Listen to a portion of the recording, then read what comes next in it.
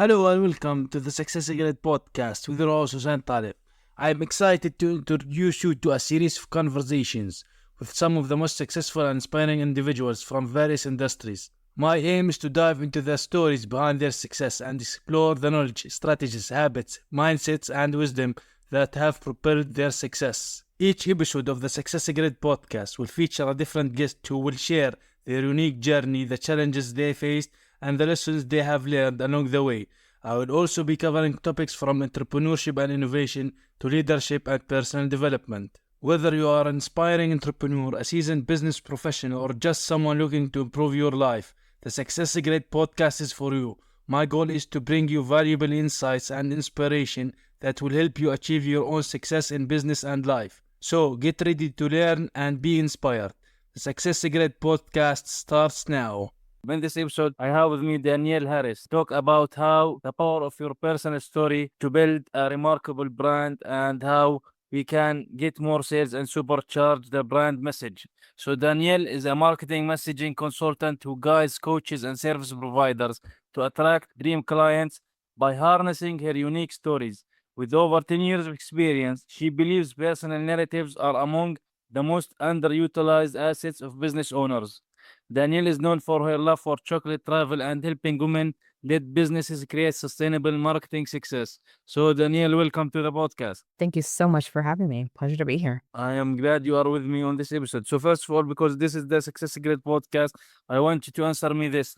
What does success means to you, and how do you see other people you work with have certain misconception of what success is? It's always an interesting question. I think success depends on a lot of where you are in this current season of your life. But for me right now, success means being able to have the experiences that I want to have with the people that I want to have. And also, it's making sure that I'm able to help the people that I want to help. That looks like success for me. Misconceptions is chasing things that other people say that you want to have. And that is the fastest way that I know to burning yourself out and losing your sense of direction and what it is that you want to do. I believe that you need to go after and define success for yourself. And once you define what that means and what that looks like for you, you're going to be so much happier and you're going to feel so much more propelled to want to go after and go do those things. But chasing after someone else's version, it's the fastest way I know to get to burnout. So, speaking of living someone else's virgin in business and in our personal life, we have to find some kind of unique things for us, unique voice or own messaging in regards to business and even life also, I think.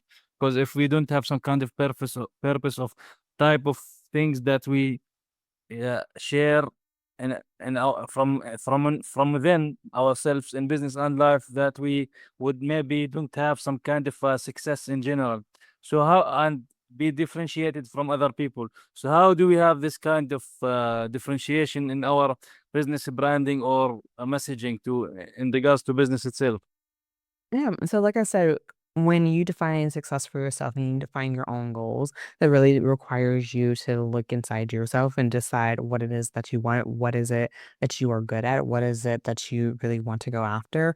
And once you do that type of inward reflection, then you start to say, okay, here are all the things that I bring to the table. And I think that's core and foundational when it comes to marketing and being able to position yourself and your business and where it is that you want to go after is having a very clear understanding of who you are, what gifts, talents you bring to the table, and how that can then be used to benefit other people. Of course, you're in business to make money, then also businesses, their core is to help other people. And when you are trying to differentiate yourself, you need to really look through and say, what are the things that I can bring? What are the things that I can do that are different than other people? But I think at first, people tend to first look at different than other people versus first looking at what is it that I can do. And they don't take a full inventory of that and then compare that to saying, like, okay, these are all the things that I can do. Of all the things that I see out there, these are the things that are different. These are the things that I can do that are different, better than other people out there. But it first starts with you looking at yourself and being able to see, here's how my story is different. Here are how my talents are different. Here's how I was able to come over these adversities different than other people. And this is how I can then go about and help other people do that for themselves, whatever industry, whatever thing that might be. But it does take that first inventory of what it is that you can do that is better and different. Yeah. So when we talk about, for example, stories or personal stories, and how that helps us connect with clients, or more surely to talk about like aligned clients, but how do you think, how deep, like sometimes people might ask, how deep should I share? Like, we know there are certain things that could be really personal. So what Hmm. is the things or the criterias, let's say, of the stories that we should share? Because some things could be personal, some things that some people would find really personal and deep and sad or whatever. So what do Hmm. you think is the, let's say, the framework or criteria for these stories? Do you have such a thing? Yes. So I was talking to someone the other day about that line between what is too personal, what's a boundary that I have, and what's something that I'm simply just scared of talking about publicly. And so for me, I don't typically talk a lot about my family, bringing up things about them. That's just a boundary that I have. Not that I'm afraid of anything or fearful, but that's just a personal line that I have. And I tend to think of it as very neutral. Whenever I think about that, I'm not aggravated by that. I don't have like very strong thoughts or feelings about like, oh, look, I don't know, I just don't want to do that. It's just very like, oh no, I don't mention that. I don't talk about that. Versus other things where it's just like, oh, well, I don't know. I don't know if I feel comfortable talking about um let's say that I wanted to talk about a particular client. Then there's might be like, oh, well, I'm a little bit nervous to talk about this. You have a lot of feelings that come up about that. That tends to be like, "Oh, okay, well, that's something that maybe you're simply afraid of talking about, and that's something that you need to work to overcome." So as far as a the framework and a rule of thumb to look at, what is something that you're just like, "Oh, no, like, that's very easy. I don't talk about, um, this personal thing. I don't talk about my family. I don't talk about these other things." And then another aspect of that are what are the things that you're just like, this if I shared this would be very impactful. I know that there's someone that I worked with in the past, and they work with people who have chronic illnesses. And so she talks to people not necessarily about every single thing that she's diagnosed with, because she's like, on one hand, that's not everyone's business to know, but I want other people to know it's going to be helpful for the people that I work with to understand that I do know what life with chronic illness is like, and life what with trying to run a business and being a parent to all of these things. I know what that looks like. And so for her, she has that line of saying the exact diagnosis, not your business, but the fact that I do deal with this is something that I'm open to share about. And so I think that there is a line that you're able to have, but is one going to be a bit of what's going to be the most helpful and the beneficial for people. For me, I don't typically talk about family, but that's also not a field or realm that I necessarily help people with. So it's not necessarily a problem. If it's something going to go along the path of something that you are going to be helping people with, if you are someone that says you help with money, but you don't feel comfortable talking about money, then that might be a problem.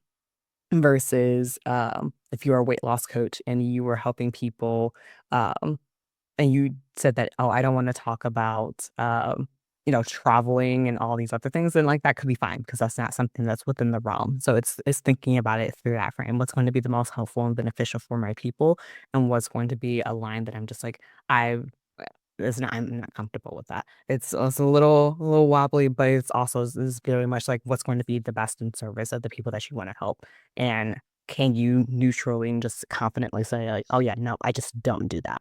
So that's very important. I think the place of where we can find sharing certain things about ourselves for the business and other people, that would actually can resonate with other people in a way Mhm, that they can trust us, because eventually business is about that, about the relationships, about the trust.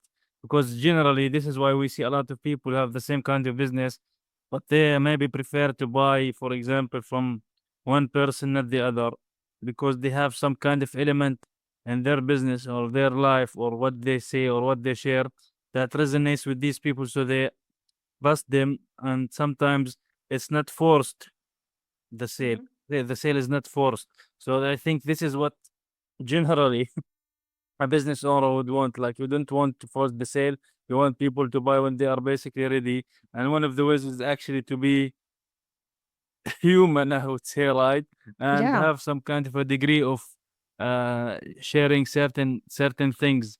Yeah, and I think the biggest thing, I think a lot of times we focus on what I don't want to share, but I would prefer that you focus on what are the things that you are very open and very comfortable with sharing. Then people won't even realize the things that you aren't sharing because with the things that you are very open and aware of, then they'll feel like they have a deeper connection with you with on the things that you're just like, yo, yeah, I have no problem sharing about this and this other thing, then you're gonna automatically feel open that they won't even notice it. Like, "Oh, yeah, no, they don't talk about this," but it doesn't occur to them because for the things that you are open about, you are very open about. Sometimes an issue when someone is like kind of talking about themselves, like maybe you see these like the ones that would seem that they are like over promoting Mhm. themselves or demonstrating things that they are not actually are.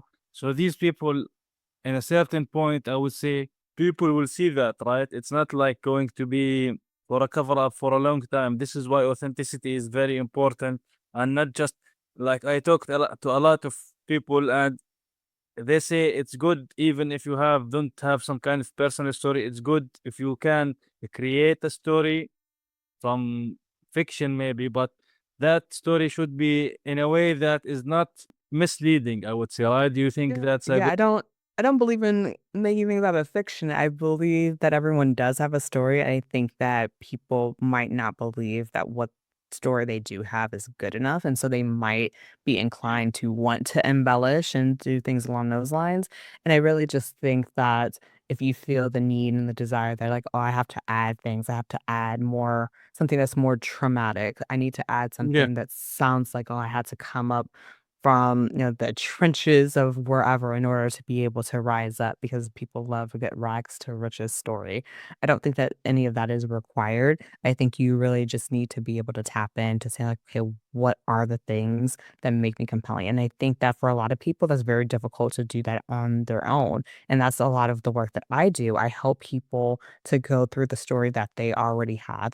Like I said, they're probably undervaluing in and of itself and showing that and framing that in such a way that people realize like, "Oh, it is actually compelling. This is actually going to help people." But first and foremost, I also wanna say that sharing your story, it's not just for self-glorification. That is not the point or the goal of sharing your story. The point of sharing your story is to create a connection with the people that you want to work with. So that's just like one of the reasons why you would say that. What as much as I want people to share their own story to create that connection, the other stories that you need to be telling in your marketing to get clients to grow your business, you also need to be telling the stories of the people that you work with. And if you are telling the stories of yourself, of how you've been able to overcome and how you are able to then connect with your audience, and then talking about the stories of the people that you have worked with, the wins that they've had, how at the very beginning of things they were doubtful of the results that they were going to get, and the small incremental milestones that you were able to help them through on their path of getting to that large result at the end, the better you're going to be able to market and position your business because you're going to be able to come over objections of saying like, oh, well, I'm busy, or, "Oh, I don't have that much time," or, "Oh, I, don't have a large enough audience." You're able to then tailor your stories of like, "Oh, well, I didn't have a large audience either, and I was able to do this," or, "My client, they didn't have a lot of time, and I was able to help them to do that." The goal of your story isn't just purely to talk about yourself and talk about how great you are. There is a purpose to telling your own story, and it's to be able to talk about how you've been able to overcome and how you also are able to help your clients overcome and get large results. So it's not just a self-glorification type of thing. It is in service of helping other people. Yeah, definitely. That's important. And when you share about yourself or other people that you have some kind of interaction with in a way that actually we talked about, it leads with trust and authenticity. These things are important and would lead for the business in general to grow bit by bit because these things will actually lead to sales by themselves because generally people don't like to be sold to. They buy, but they don't like to be sold to, I think. So it is better that these things come in from within themselves after they have certain, let's say, resonating with that person. But in general, now, if we are going to tap into the sales itself, what are the elements, maybe let's say with the best, I don't want to say sales pitch, but maybe let's say sales ladder, like to have the story within. So do we have always to begin with the story, and where do we go from there after the story? So I like to think with the end in mind. What is it that the people that you want to work with, what is it that they ultimately want? So, say for me, the people that I work with, they want clients. So, if I were to talk about a story, I need to come up with the story of at the end of the day, people getting clients, and then all of, like you said, a ladder, all the rungs or all of the different obstacles that get into the way of getting those clients or the things that people think are stopping them from getting clients. So that could be not knowing what to say in content. It could be I don't have a big enough audience. It could be that I haven't worked with that many people, so I can't talk to people about the results that I have. And so all the stories that I would talk about would then have some element of any of those things. How I was able to get a client with a small audience, how I was able to help my client uh, get more clients with a small audience. Like those would be the types of stories that I would then go and talk about and say in my marketing. And it would be very casual of just like, hey, the other day I was working with this person and they were super nervous about the fact that they've been posting online and they don't have a large audience and that they are doubtful about the fact that they're able to get clients to grow their business. And through working together, these are the core things that I talked about, A, B, and C, and that led to her getting a new client. Like it's a simple story of showing the possibility of what's out there. And so I would do the same thing if you are someone that works with, say, you're a leadership coach and you help people to pivot into new careers, then you could say, like, hey, I just talked with someone who has been stuck at like just above entry level, and they really want to go into a leadership role after a long time. These are the things that I helped them do, A, B, and C. And after a long time, finally was able to get into a manager role that was paying the role that they want to go. Like you have to think with the end in mind of what your person ultimately wants, and then you can backtrack from there with they want this one thing, and this is the core thing that they think is getting into their way of why they can't do this, and the story that goes to support that. And if you're thinking right now, I don't know what those stories are, then a couple things. Either A, try to work with some clients, whether it's pro bono or something along those lines to help get people's results. So you have those honest, true testimonials because I don't want you lying about the results and the things that you are able to do. Um, or with the clients that you are working with, work to try to see like, okay, what are those obstacles that they are already coming up with? Think back to their stories, their perspectives, where they started from, where they're at right now, and start framing those stories and telling those stories.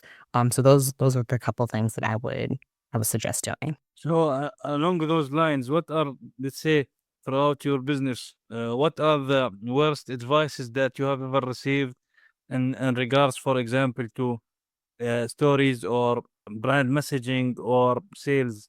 Do you have such thing that you regret actually applying? Someone gave you an advice and you didn't, you regret applying? That I regret applying. I didn't do it, but I've talked with people who suggested overinflating results for people that haven't received. People like they were this close away from essentially saying kind of lie about it or fake it till you make it type of results. I don't ever suggest doing that because you are not going to want to then market your business if you feel as if that is not true. I cannot get that. I cannot provide that. And that's actually going to slow you down.